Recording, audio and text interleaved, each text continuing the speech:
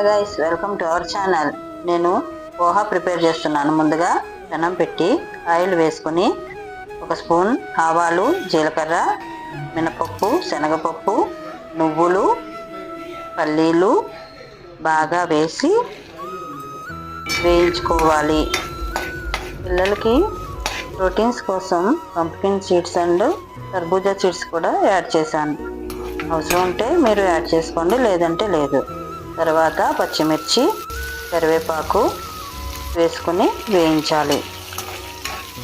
ఇప్పుడు సన్నగా తరిగి పెట్టుకున్న ఆనియన్స్, సన్నగా తరిగిన బంగాళదుంప, క్యారెట్ వేసి ముక్కలు ఉడికేంత వరకు బాగా వేయించుకోవాలి. ఇంకా వెజిటబుల్స్ని యాడ్ చేసుకోవచ్చు. తగినంత సాల్ట్ వేసుకోవాలి. తగినంత ధనియాలు, జీలకర్ర కలిపిన పౌడర్ను వేసుకోవాలి. తర్వాత